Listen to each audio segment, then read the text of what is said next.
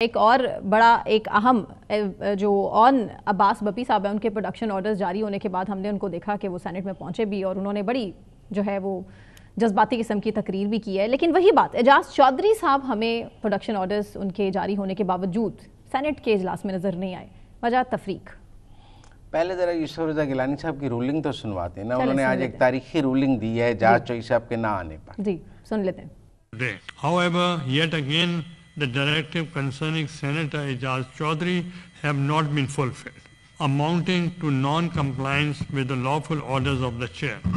This is not an unprecedented situation. When I was the Speaker of the National Assembly, a similar situation arose where production orders were not implemented. At that time, in the interest of upholding parliamentary privileges, I was compelled to refer the matter to the Privileges Committee. Once again, this House is faced with a situation where the orders of the custodian are not being implemented. Implementation نہیں ہو رہی. Implementation نہیں ہو رہی. انہوں نے معاملہ استحقاق committee کو بھیج دیا ہے.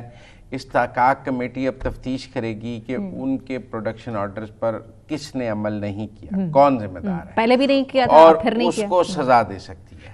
اچھا, یہ آئین کے تحت استحقاق کمیٹی کے پاس اس کو جیل بھیجنے کا بھی اختیار ہے, اس کے پاس اس کے خلاف تادیبی کارروائی کرنے کا اختیار ہے. تو یہ کوئی رولنگ ایسی نہیں ہے کہ جس پہ نہ. لیکن میں اس سے پہلے کہ آپ نے مجھ سے سوال کیا کہ آن پپی صاحب کے پروڈکشن آرڈر اور اعجاز چودھری صاحب کے نہیں دوہرا معیار کیوں عمل ہو گیا اور اعجاز چودھری صاحب کے پروڈکشن آرڈر پر عمل نہیں ہوتا, تو آن پپی صاحب کا ایک شارٹ اور سن لیں آپ کو سمجھ آ جائے گی ان کا پروڈکشن آرڈر پر کیوں عمل ہوتا ہے. یہ کچھ عرصے پرانا شارٹ ہے لیکن ہم آپ کو سناتے ہیں انہوں نے کیا کہا تھا. میرا نام آن عباس بپی ہے. میں آج 9 مئی کے واقعات کی مذمت کرتا ہوں اور میں سمجھتا ہوں کہ پاکستان کی تاریخ میں ایک سیاہ دھبا ہے. یہ فوج اور یہ قوم لازم اور ملزوم ہے. اس وجہ سے میں پاکستان تحریک انصاف کی جنوب پنجاب کی صدارت سے مستعفی ہوتا ہوں اور تھوڑے عرصے کے لیے سیاست سے بردار ہونے کا اعلان کرتا ہوں. شکریہ. مزمت صاحب نے بیسکلی اس وجہ کو آئیڈینٹیفائی کیا ہے کہ 9 مئی کی مذمت چونکہ انہوں نے کی, اعجاز چودھری صاحب نے مذمت نہیں کی. اعجاز چودھری صاحب 9 مئی کے مرکزی ملزم ہیں. انہوں نے 9 مئی کی مذمت کی, تحریک انصاف چھوڑنے کا اعلان کیا, سیاست چھوڑنے کا اعلان کیا. کچھ عرصے کے لیے ان کے نزدیک وہ عرصہ پورا ہو گیا ہے اور وہ واپس سیاست میں اب آ گئے ہیں. تو اب یہ تو تحریک انصاف کا معاملہ ہے کہ وہ ان کو واپس رکھ رہی ہے نہیں رکھ رہی ہے. ابھی تو رکھ رہی ہے, اون کر رہی ہے. لیکن ٹیکنیکل بات یہ ہے کہ یہ فرق آپ کو سمجھنا ہوگا. اس سے پہلے اسپیکر قومی اسمبلی نے بھی آپ کو یاد ہے پروڈکشن آرڈر شیر افضل مروت یا وہ زین قریشی اور ان سب کے جاری کیے تھے, تو وہ پروڈکشن آرڈرز پر عمل ہو گیا تھا اور ان پروڈکشن آرڈرز پر سارے اراکین اسمبلی کو پیش کر دیا گیا تھا. اسی طرح آن عباس پپی کے پروڈکشن آرڈر پر بھی عمل ہو گیا ہے. دیکھیں فرق ہے 9 مئی کا. جو 9 مئی کے ملزمان ہیں وہ اور طرف ہیں اور باقی ساری سیاست ایک طرف ہے. جو 9 مئی سے انکاری ہیں یا جو 9 مئی کا اعتراف کر چکے ہیں, جو معافی مانگ چکے ہیں, وہ لاڈلے. جو 9 مئی کے مرکزی ملزمان ہیں, جو 9 مئی کے مقدمات ہیں جن کے اوپر, جنہوں نے 9 مئی کی مذمت نہیں کی ہے وہ ایک اور طرف ہیں. جنہوں نے 9 مئی کی مذمت کی ہے یا وہ 9 مئی میں ملوث نہیں ہیں یا وہ 9 مئی کے بعد تحریک انصاف میں آئے ہیں وہ ایک اور طرف ہے. لہذا ریاست دونوں کو الگ الگ نظر سے دیکھتی ہے. آپ سمجھیں, آن عباس پپی صاحب نے 9 مئی کی مکمل مذمت کی اور بلکہ تحریک انصاف چھوڑنے کا اس وقت اعلان بھی کیا. بعد میں انہوں نے دوبارہ سیاست میں آنے کا فیصلہ کیا, وہ دوبارہ تحریک انصاف سے ایکٹیو ہو گئے. بہت سارے لوگ جو 9 مئی پہ جنہوں نے 9 مئی کی مذمت کی ہے اور وہ واپس پی ٹی آئی میں ایکٹیو ہیں, ان کو ریاست کچھ نہیں کہہ رہی. آپ دیکھیں ان کے ساتھ ریاست کا نرمی والا سلوک ہے, وہ اپنی پوری سیاست کر رہے ہیں. ان کے پروڈکشن آرڈر, ان کی ضمانتیں, ان کا آزادی اظہار, ان کا سب کچھ اپنی جگہ انٹیکٹ ہے, مکمل سیاست کر رہے ہیں.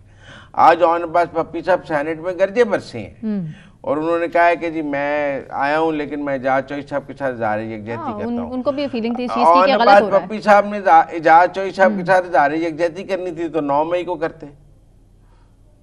آج اظہار یکجہتی کرنے کا کیا فائدہ ہے؟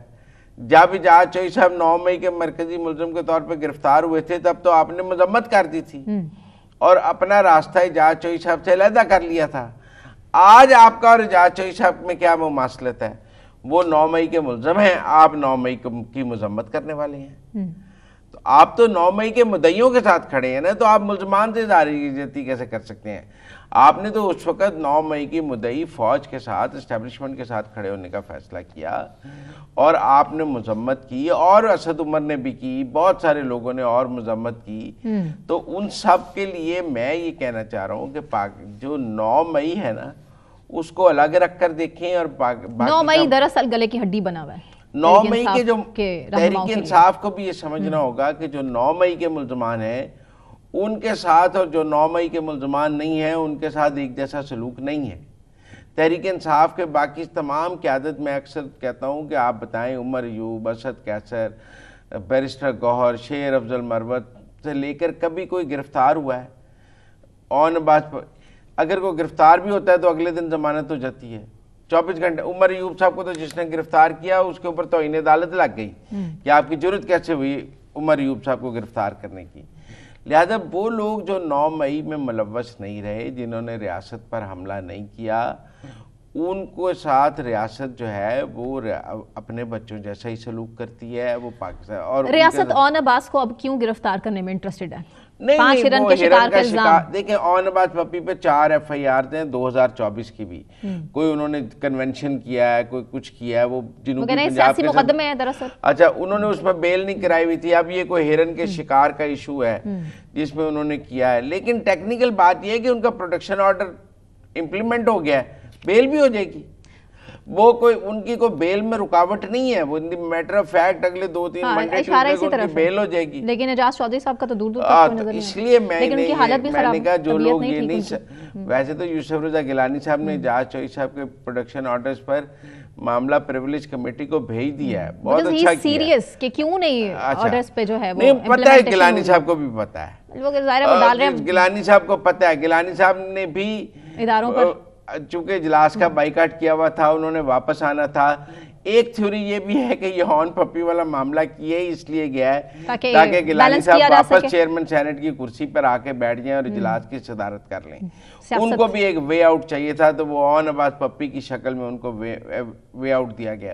آج دیکھیں نا، جب معاملہ پریولیج کمیٹی کو بھیجا گیا ہے تو عرفان صدیقی صاحب نے بھی اس کی حمایت کر دی ہے. سب نے کہا ایک فکس میچ تھا کہ ٹھیک ہے آپ ادھر بھیج دیں اور آگے سینٹ کو چلنے دیں.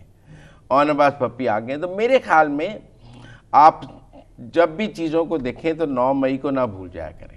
جبکہ کہیں نہ کہیں سے تاثر ریاست کی طرف سے دیا جا رہا تھا کہ اب 9 مئی کے حوالے سے لینینٹ رہے گی ریاست. نہیں، سختی برتی نہیں جائے گی. جو دیکھیں جی، آپ کو اعجاز چودھری صاحب کی، اب میں یہ آڈیو چلانا نہیں چاہتا.